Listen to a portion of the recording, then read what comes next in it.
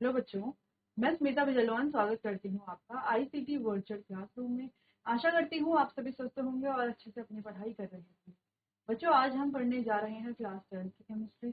और क्लास 12 की केमिस्ट्री में हमारा चैप्टर चल रहा था केमिकल काइनेटिक्स। इसी को ही आगे हम आज कंटिन्यू करेंगे और एक बार रिवाइज कर लेंगे लास्ट लेक्चर में जो भी टॉपिक्स हमने पढ़े। ठीक है, तो चलो। अच्छा, अगर हम यहाँ पर ये ग्राफ देख रहे हैं तो ग्राफ देख करके हमें क्या समझ में आ रहा है? इतना तो हम पढ़ चुके हैं कि इस ग्राफ को हम रीड कर सकते हैं। ठीक है, तो यहाँ पर हमें क्या समझ में आ रहा है कि ये है एक कंसंट्रेशन टाइम का ग्राफ। इधर की तरफ कंसंट्रेशन बढ़ती जा रही है और आगे की तरफ क्या हो रहा है, टाइम बढ़ता जा रहा है।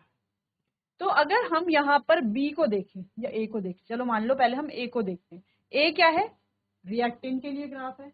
रिएक्टेंट क्या होते हैं हम जानते हैं ना, रिएक्टेंट जब रिएक्ट करते हैं, रिएक्टेंट से ही क्या बनता है, प्रोडक्ट बनता है। और किसी भी रिएक्शन में रिएक्टेंट की कंसंट्रेशन क्या होती है, पहले ज्यादा होती है, फिर धीरे धीरे रिएक्टेंट की कंसंट्रेशन कम होती रहती है, क्योंकि रिएक्टेंट क्या बनता रहता है, प्रोडक्ट बनता रहता है। तो हम ऐसा कह सकते हैं किसी भी रिएक्शन में विद टाइम, टाइम के साथ साथ रिएक्टेंट की जो कंसंट्रेशन है वो धीरे धीरे कम होती रहती है और प्रोडक्ट की जो कंसंट्रेशन है वो धीरे धीरे क्या होती रहती है, इंक्रीज होती रहती है। रिएक्टेंट की कंसंट्रेशन क्या होती है किसी रिएक्शन में, धीरे धीरे डिक्रीज होती है और प्रोडक्ट की कंसंट्रेशन धीरे धीरे इंक्रीज होती है। तो यहाँ पर ग्राफ में भी वही हमें दिख रहा है कि देखो, अगर हम एक ही बात करें तो पहले कंसंट्रेशन इतनी ज्यादा थी, फिर कंसंट्रेशन इतनी इतनी इतनी धीरे धीरे धीरे धीरे कंसंट्रेशन क्या हो गई, कम हो गई। टाइम के साथ साथ रिएक्टेंट की कंसंट्रेशन कम हो रही है, ये ग्राफ में दिख रहा है। अगर हम बी की बात करें यानी कि प्रोडक्ट की बात करें तो धीरे धीरे देखो इसकी कंसंट्रेशन बढ़ रही है कंसंट्रेशन। अगर हम ध्यान से देखें तो पहले कंसंट्रेशन इतनी है, फिर इतनी हुई, इतनी हुई, इतनी हुई, इतनी हुई, धीरे धीरे कंसंट्रेशन क्या हो रही है, इंक्रीज हो रही है। यानी कि जैसे जैसे टाइम बढ़ रहा है प्रोडक्ट की कंसंट्रेशन भी इंक्रीज हो रही है, रिएक्टेंट की डिक्रीज और प्रोडक्ट की इंक्रीज। क्लियर है?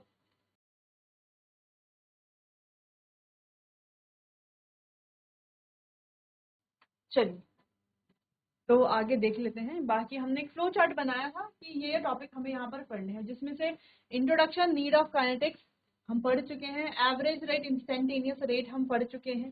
ठीक है, इसके बाद बच्चों हम ऑर्डर एंड मॉलिक्यूलैरिटी के बारे में बात करेंगे। बाकी फिलहाल तो हम रेट ऑफ रिएक्शन ही पढ़ रहे हैं, रेट ऑफ रिएक्शन को ही डिस्कस कर रहे हैं। तो अभी हम इसे ही डिस्कस करेंगे, उसके बाद मॉलिक्यूलैरिटी, ऑर्डर पढ़ेंगे। फिर हमारे पास इंटीग्रेटेड इक्वेशंस हैं, हाफ लाइफ है, फैक्टर्स अफेक्टिंग है, फिर कुछ एडिशनल टॉपिक्स भी हैं। ठीक है, जैसे मैक्सवेल डिस्ट्रीब्यूशन कर्व यहाँ पर है, और भी बहुत सारे टॉपिक है, जैसे कोलिजन थ्योरी है। तो बहुत सारी एक्स्ट्रा चीजें भी नहीं करेंगे, लेकिन बहुत सारे इंपॉर्टेंट टॉपिक भी हैं जो हमें पढ़ने हैं। ठीक है, चलिए। तो केमिकल काइनेटिक्स क्या है इसके बारे में इंट्रोडक्शन हमने देख लिया था अच्छे से, टाइप्स ऑफ रिएक्शंस के बारे में बात कर ली थी।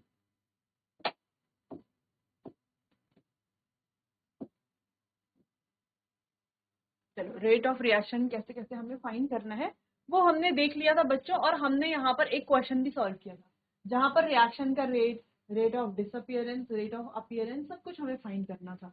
तो बहुत इजीली हमने ये क्वेश्चन भी सॉल्व कर लिया था। फिर हम गैसियस सब्सटेंस के बारे में बात कर रहे थे कि गैसियस सब्सटेंस के लिए लॉ कैसे हम लिखेंगे। तो यहाँ पर हमने लास्ट लेक्चर में इसी को ही डिस्कस कर रहे थे, तो आज हमें इसी को ही आगे डिस्कस करना है। ठीक है, कि प्रेशर के टर्म्स में हम रेट कैसे लिखेंगे। तो यहाँ पर थोड़ा बहुत तो हमने देख लिया था कि देखो, जो हमने यहाँ पर ये रिएक्शन देखी, C is equals to P by R T. P क्या, कंसंट्रेशन, पी प्रेशर, और आर टी ठीक है गैस कांस्टेंट और टेम्परेचर। ये दोनों क्या होते हैं, कांस्टेंट। देखो, ये गैस कांस्टेंट तो कांस्टेंट है, टेम्परेचर भी क्या होगा, कांस्टेंट होगा सबके लिए। P is equals to C R T, तो पी इज इक्वल्स टू हम क्या लिख सकते हैं, C A R T. P B is equals to हम क्या लिख सकते हैं, सी बी आर टी। इसको सॉल्व करेंगे तो C A is equals to P A by R T हम लिख सकते हैं, बिल्कुल लिख सकते हैं। तो हमने प्रेशर के टर्म्स में और कंसंट्रेशन के टर्म्स में दोनों में हमें क्या सीख लिया था, हमने रेट लिखना सीख लिया था। चलो, रेट को एक बार लिख लेते हैं यहाँ पर। तो मान लो कोई रिएक्शन है हमारे पास, इसी रिएक्शन को मान लेते हैं N1A plus N2B with N3C plus N4D।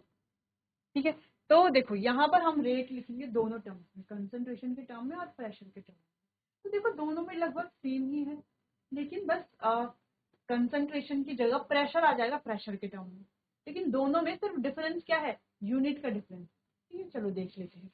अगर हम बात करते हैं इन टर्म्स ऑफ कंसंट्रेशन,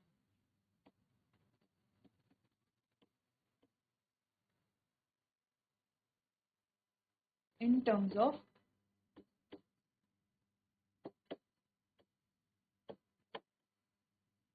अगर हम कंसंट्रेशन के टर्म्स में लिखते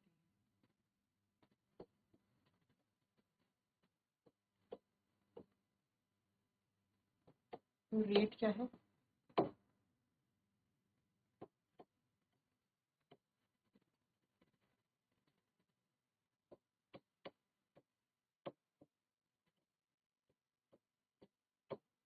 ये बाई डी, ये क्या होगा माइनस,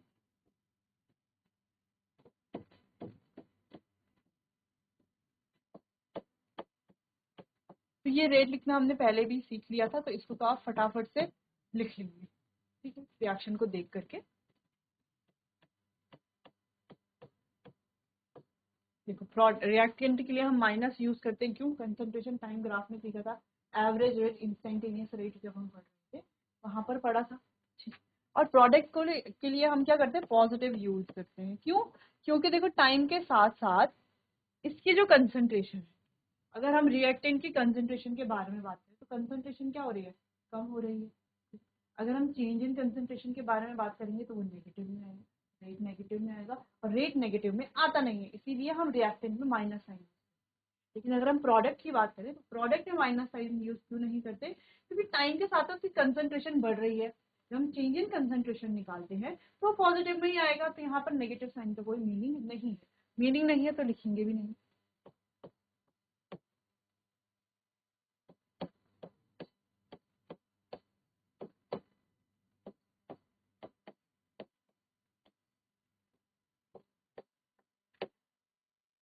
चलो, ये तो हो गई किसके टर्म्स में, जब हमने लिखा है कंसंट्रेशन के टर्म्स। यूनिट की बात कर लेते हैं, यहाँ पर यूनिट होती है, यूनिट क्या होती है, यूनिट है मोल लीटर इनवर्स सेकेंड।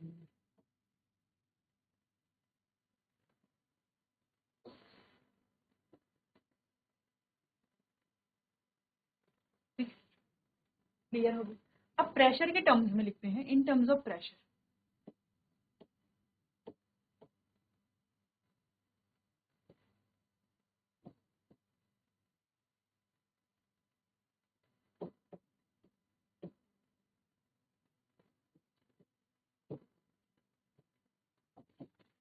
तो देखो, जैसे कि हमने लास्ट लेक्चर में भी पढ़ा था, सिर्फ ये जो कंसंट्रेशन है ये चेंज रहेगा, इसकी जगह पर क्या आ जाएगा, प्रेशर। ठीक, कैसे देखो, बाकी सब कुछ तो सेम दिख रहा है,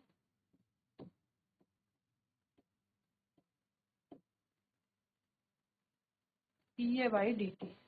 पी ए कहाँ से आया, C A is equals to, देखो जब हमने ये किया था, P is equals to C R T formula था, P A is equals to C A R T हो गया, लिख सकते हैं ऐसा। ठीक है, एक ही ए के लिए बात कर रहे थे, तो हम इसको कंसंट्रेशन यहाँ ले आएंगे तो क्या हो जाएगा, P A upon R T, और आर टी क्या है, कांस्टेंट है ना, तो ये सारा क्या हो जाएगा, आर टी सब में कैंसिल हो जाएगा, क्या बच जाएगा, केवल पी ए। ठीक है, is equals to minus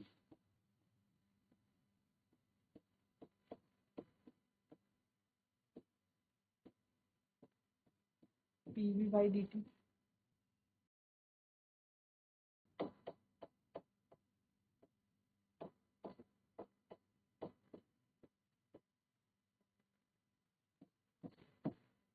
by D T,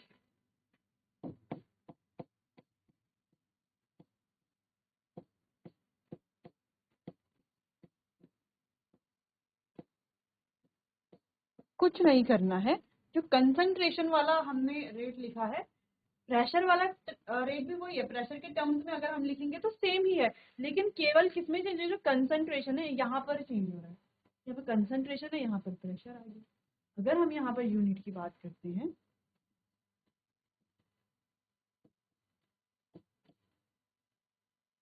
यहाँ पर यूनिट हो जाती है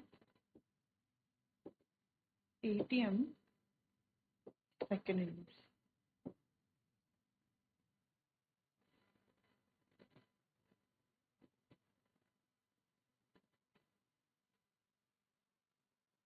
फिर क्या हो जाता है, ATM सेकेंड इनवर्स। अगर कोई भी रिएक्शन लिखी हुई है, जैसे यहाँ पर ये रिएक्शन,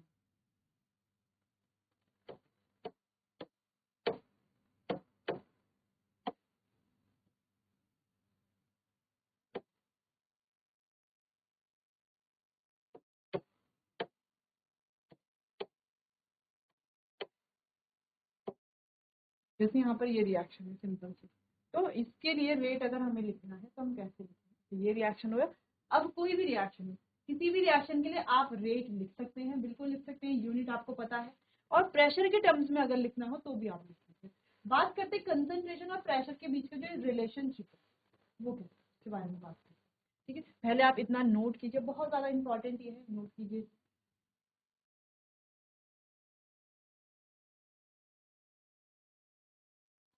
चलिए बात करते हैं relation between concentration and pressure.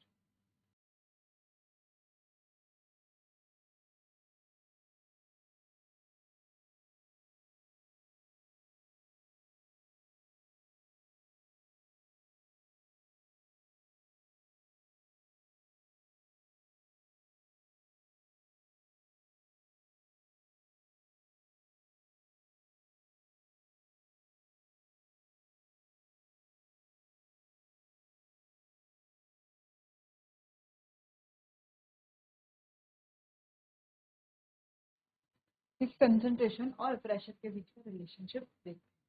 तो ये तो हमने पढ़ा ही है, P is equals to CRT। हम क्या लिख सकते हैं, C is equals to P/RT, ये लिख सकते हैं, है ना।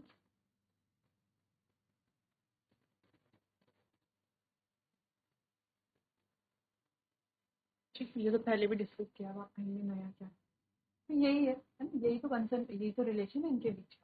अगर हम इसको लिखते हैं dP/dt इज इक्वल्स टू, इसे क्या हम लिखेंगे, ये हो जाएगा D, ये आ जाएगा P/RT अपॉन dt। इसको आगे हम लिखेंगे तो इसको कैसे लिखा जाएगा, ये आएगा यहाँ पर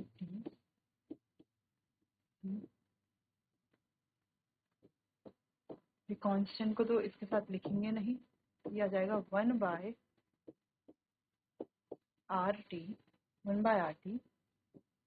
D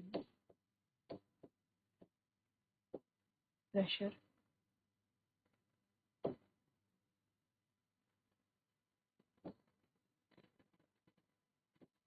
P/dt।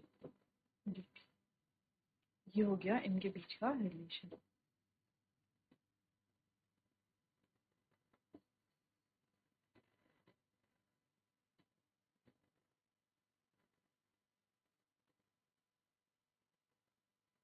One by R T D P by, ये क्या हो गया, रिलेशन बिटवीन कंसंट्रेशन एंड, इतना आपको ध्यान में रखना है।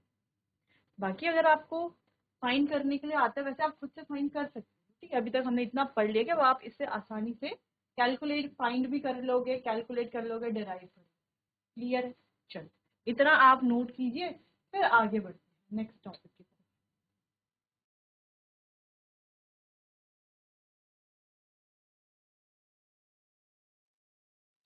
अब आगे बढ़ते हैं नेक्स्ट टॉपिक की तरफ, बात करते हैं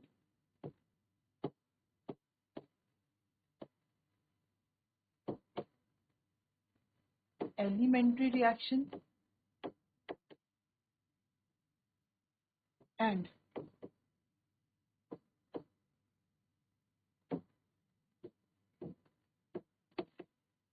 कॉम्प्लेक्स रिएक्शन। अब एलिमेंट्री रिएक्शन और कॉम्प्लेक्स रिएक्शन क्या होती है? तो सबसे पहले हम बात करेंगे एलिमेंट्री रिएक्शन। सबसे पहला है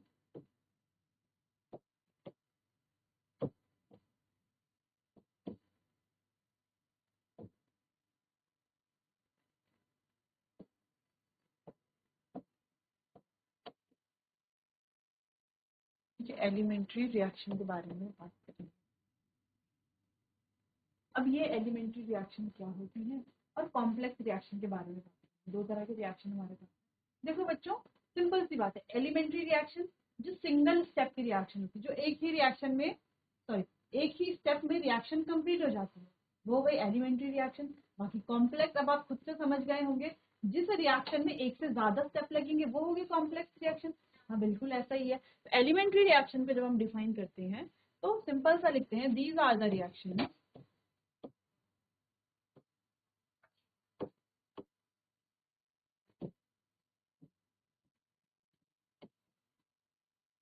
these are the reactions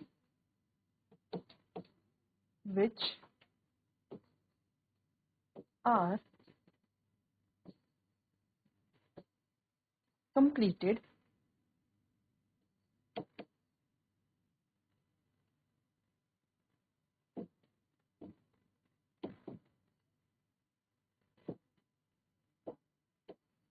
in a single step। जो रिएक्शन एक सिंगल स्टेप में कंप्लीट हो जाए। जैसे हम कहें H2 प्लस हाफ O2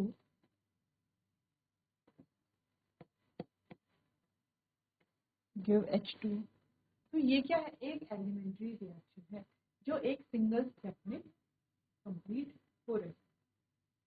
तो अगर हम रेट डिटरमाइनिंग स्टेप के बारे में बात करें, देखो बच्चों, रेट डिटरमाइनिंग स्टेप क्या होता है, यानी कि वो स्टेप जिससे हम रेट को डिटरमाइन करते हैं, वही रेट डिटरमाइनिंग स्टेप होगा।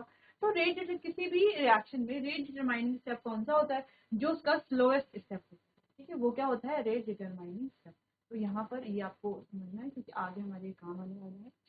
अब यहाँ पर यह है कि ये एक केवल सिंगल स्टेप की ही रिएक्शन। तो आगे बात करते हैं कॉम्प्लेक्स रिएक्शन के बारे में। फिलहाल आप इतना नोट कर लीजिए पहले।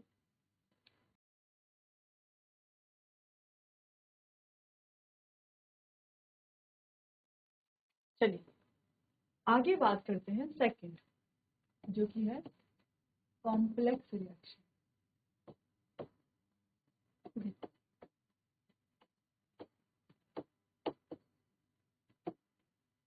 तो जैसे हमने एलिमेंट्री रिएक्शन की बात करी कि जो सिंगल स्टेप में हो जाती है, सिंगल स्टेप में हो रही है, यानी कि कोई इसमें इंटरमीडिएट, यानी कि एक ही बनेगा, उसी से क्या हो जाएगी? रिएक्शन कंप्लीट हो जाएगी, ठीक है।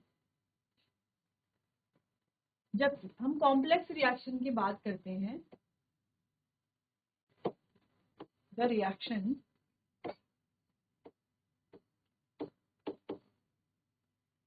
रिएक्शन बोल सकते, the reaction which are completed in more than one step, which are completed in more than one step, यानी कि एक से ज्यादा स्टेप में, ठीक है, जो एक से ज्यादा स्टेप में कंप्लीट होती है, यानी कि उसमें इंटरमीडिएट भी बनेगा, ठीक है। एक स्लोएस्ट स्टेप होगा, कोई फास्ट स्टेप होगा। सबसे स्लोएस्ट स्टेप होगा वो क्या होगा? वहां पर रेट डिटरमाइनिंग। एग्जाम्पल की बात कर लेते हैं यहाँ पर।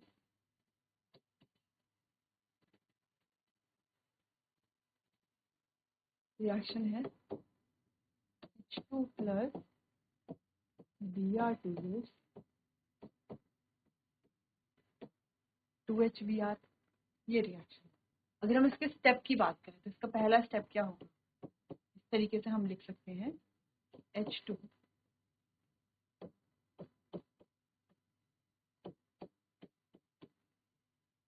क्या है? ये रेडिकल है, ठीक है। सेकंड स्टेप हम ये कह सकते हैं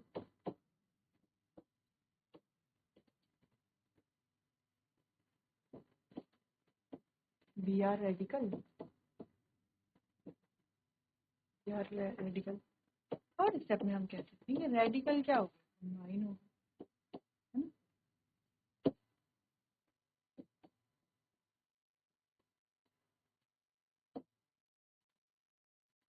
ये एग्जाम्पल है, आपको ये ध्यान रखना है क्या बन रहा है, HBr बन रहा है इस तरीके से, है ना। 2 HBr बनेंगे, एक HBr ये और एक दूसरा H और एक Br और भी तो है, 2 HBr इसीलिए बने। ठीक, तो 2 H और 2 Br मिलकर के 2 HBr। अब यहाँ पर 2 पॉइंट लिखने हैं हमें कि ईच स्टेप ऑफ, पहला पॉइंट ये है, each step of complex reaction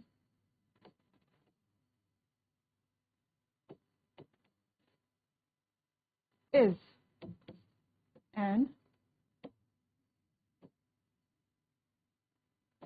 elementary reaction,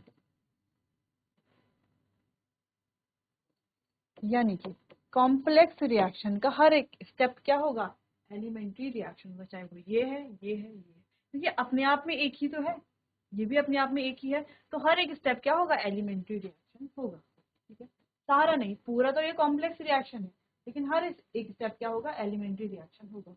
दूसरी चीज यहाँ पर होगा एक RDS, यानी कि RDS का मतलब है बच्चों रेट डिटरमाइनिंग स्टेप। तो वो कौन होगा, वो RDS होगा, स्लोएस्ट स्टेप वुड बी, जो स्लोएस्ट स्टेप होगा इज रेट डिटरमाइनिंग स्टेप।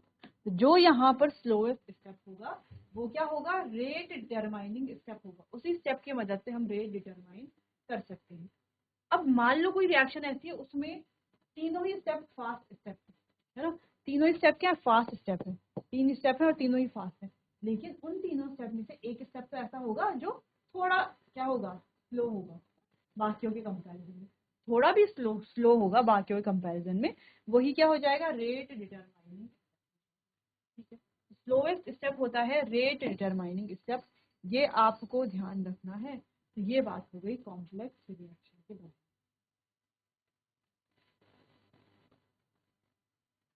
ठीक है, क्लियर है, नोट कीजिए।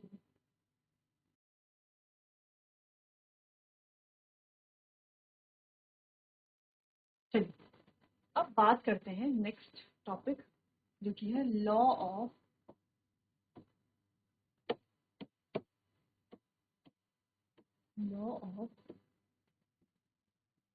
Mass action.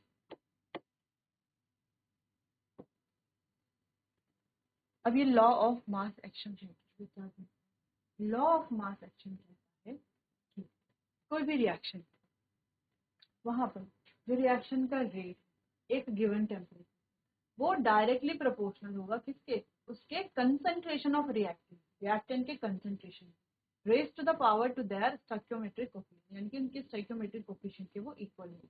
ठीक है, तो देखो कैसे लिखेंगे हम, यहाँ पर it states that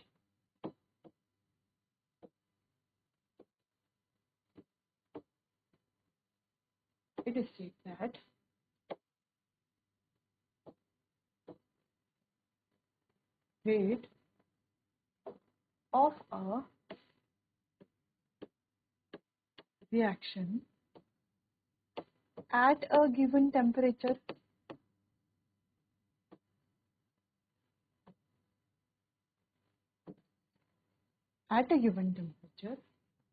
is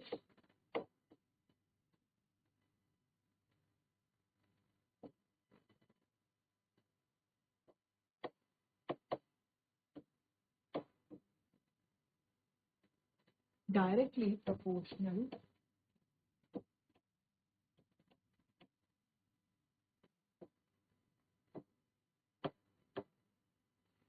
to the concentration of reactant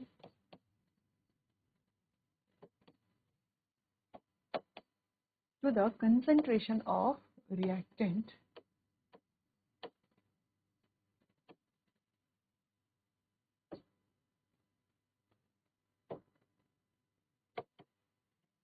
raised to the raised to power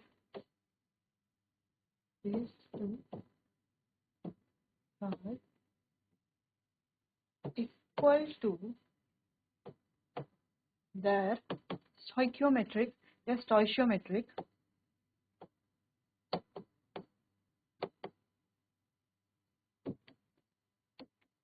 coefficient। ठीक है, हम क्या कह रहे हैं कि जो रेट है, कहने का मतलब तो यही है कि जो रेट है वो डायरेक्टली प्रोपोर्शनल है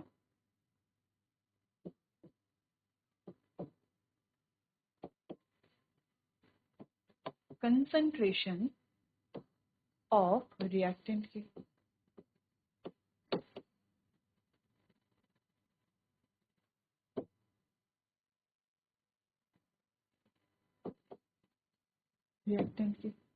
और जो उनकी पावर है, ठीक है, किसके इक्वल है? स्टोइकियोमेट्रिक कोफिशिएंट के इक्वल है, जो उनका स्टोइकियोमेट्रिक कोफिशिएंट है।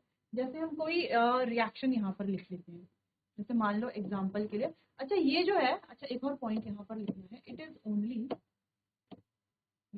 इज ओनली या हम लिखे लॉ ऑफ मास एक्शन, पूरा लिख लेते हैं, law of mass action is only valid for elementary reaction। ये केवल और केवल एलिमेंट्री रिएक्शन के लिए ही वैलिड है। ठीक, एलिमेंट्री रिएक्शन के लिए वैलिड है। तो ये बात हो गई लॉ ऑफ मास एक्शन के बारे में। बच्चों इसके एग्जाम्पल को डिस्कस करेंगे हम अपने आने वाले अगले सेशन में। तब तक के लिए आपका बहुत बहुत धन्यवाद।